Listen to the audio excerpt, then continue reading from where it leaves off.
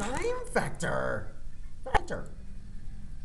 All right, we're back. Time Factor Radio Show. Okay. Another Doug's company to come back soon today. Talk about the ridiculous gun control argument. I'll tell you one thing is not going to work. I'm not going to argue with the LG there, with the winning. Let's talk about gun control, shall we? So, I don't see any more kids die at the hands of guns. They will, neither do I. Reasonable arguments. Quickly, give the phone calls. Here's what happened in Arizona a few years ago. Arizona actually made it easier for people to carry firearms. I'm not going to say this, but country with firearms would mean the states have reciprocity to see weapons. Everybody has with training, and if I do say so, we class together. Let's go.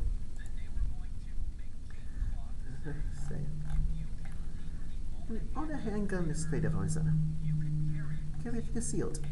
I really want to. Okay, we're back. It says, because of weapons, smoking, shoes of short, no service, no sign that says you can't carry in my establishment rules. It concerns the word, of course, people are going to not have training, carry guns concealed. Everybody's going to echo about this. No, I still believe you should be a responsibility gun under the responsible driver. Which is driving, you should be on the freeway and comfortable on the freeway. You should definitely be proficient with firearms. Arizona changed this law. People, oh my God, he's carry guns with this alcohol and you're not a drink. And there was some friends at dinner, just they're drinking and having a firearm, which we've been logical sense with anyone else. And the other side of the argument was, wait a minute, the criminals, the ones with no training and no concern for human life, they don't carry this thing either. They're not supposed to have guns in the first place. They don't carry it under the car seat, in the console, or in their pockets. The criminals are carrying guns concealed, but we can stop the law-abiding people from doing this. They changed the law in Arizona. Everybody had their breath and watched see blooded streets of Arizona. The Daily Show, everything else is making fun of Arizona, the gun laws. Right? That'll happen again. Nothing but is happening since then. Further proof that responsibility people do responsible things when they know that there's potential for bad things to happen again. Responsible. Arizona has some of the most strict DOI laws in the country, the most lenient gun laws in the country. Where would you rather be late at night by yourself walking the streets? Phoenix, Arizona, or Chicago, Illinois? Washington, D.C.? Compared to the gun laws in these two places. Everybody has been in all no cities. Trust me about that. Phoenix is a great city to live. Some of what you heard is very crime rate, great people. They would protect themselves. There are many cases of people, not just in Arizona, everywhere else in this country, using firearms properly to protect their property and families. It's happened in Phoenix with a young man who was used a handgun, stop home invasion, on and on and on. We only see the sensationalized cases. When someone commits a crime with a gun, or have a horrible accident with a gun, all of a sudden the guns are evil. Again, starting where we start from. It's not necessarily a gun control versus no gun control argument. It's about, let's focus like a people in emotion argument want to do. On the Sandy Hooks and on the Aurora, Colorados, the Tucson, Arizonas, and stopping those things from happening again. Let's start with the fact, let's do its best and most reliably at stopping those things from happening in the future. You know why? I know, getting into the argument. They're controlling who has handguns instead of honorable, honest, law-abiding citizens. Stopping my ability to have one doesn't stop anything. The argument with criminals, what we do with criminals and how we will always have a bed for them. How we can prosecute crimes so much further. But that's why society for dangerous people. Not dangerous weapons. Assault weapons? How about assault people? That's what we should do. If we label people, assault people. Let's go to to Kenny Columbus, Ohio. Kenny, welcome to the Time Factor Radio Show. I'm doing good.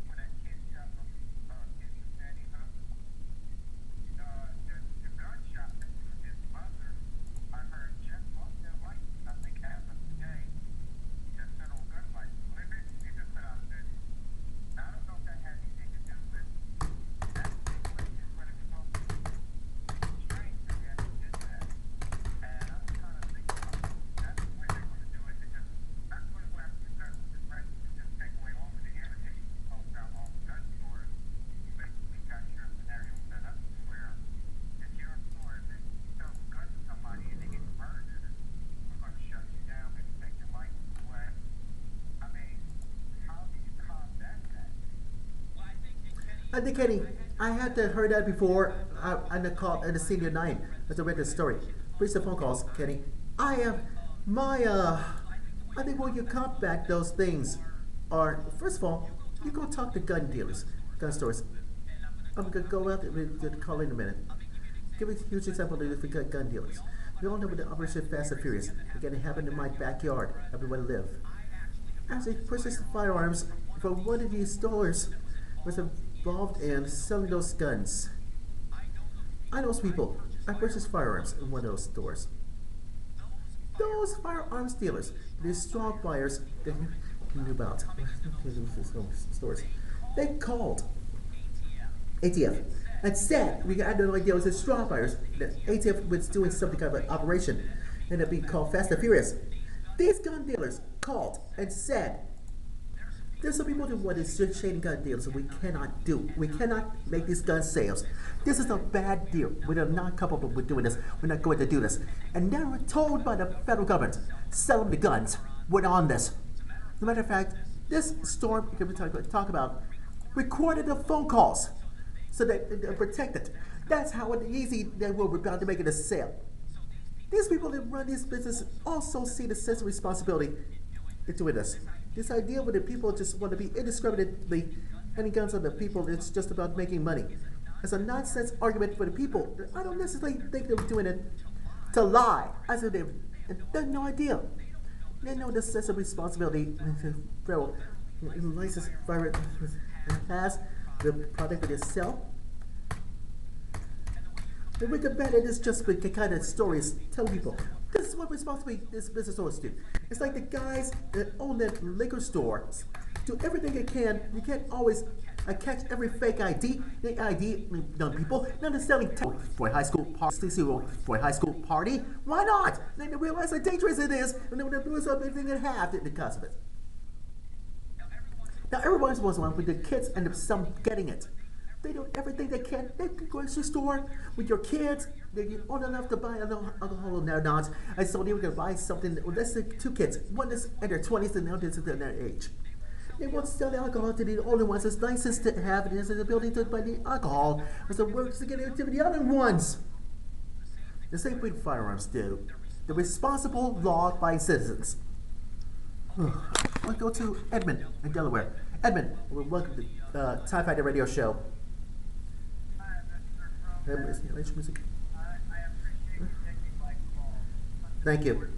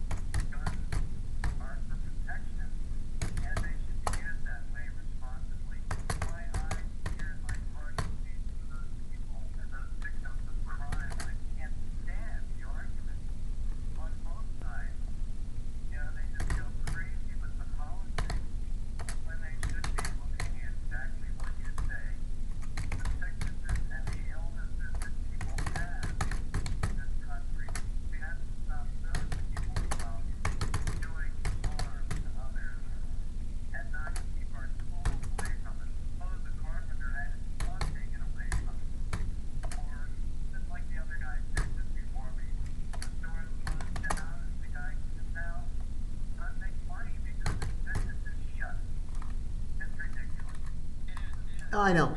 It's absolutely ridiculous. They would call. What really shocks me the most is that the illogical argument they make. Because why? They're saying that we must make things more strict, as if somehow, since we're to buy a gun legally, the meetings. There's never been a case where the gun control has worked. Ever again. Criminals still have them. Criminals always get them. They find ways. So with criminals. One example, in my point of view, the methamphetamine problem. Ever think we put a dent in the meth problem in this country? I don't think so. You know, when we went around as Arizona and we went to other places in the country, we took Sudafed on the shelves. And now we're ready to get Sudafed. And the stores where we live, to form us an idea to decide to name 60 different times a year, limited how much you can buy. Again, going into the Sudafed instead of the vendors. But it did in the meth problem. You're not attacking the people that commit the crimes. You make it tougher for someone with allergies to get the medicine they need. It's just stupid. It makes me people like it's something when they're not. But in this case, it's too serious. In this case, it can't be about this nonsense political anti-gun argument. And now we have the conversation about really what we're going to do. If we're ever going to have an opportunity to take these kids for shooting to again innocent people, it begins and it ends with the mentally ill, the dangerously mentally ill, and the Constitution argument, the ability to go out and treat them against their will at some point. And I don't know what the answer to that is. Constitutionally right. The other one is repeat offender, violent criminals that continue to abuse the volley door justice system without conscience. At some point, society deserves to be protected long-term to these dangerous people. If we can attack those two fronts, we get a lot further in solving this problem. They aren't by taking guns away from the people they've always been responsible for their whole life. And maybe you can feel better instead when they take guns off the streets. As a cop, it doesn't do anything to take guns off the streets. It doesn't do anything to stop being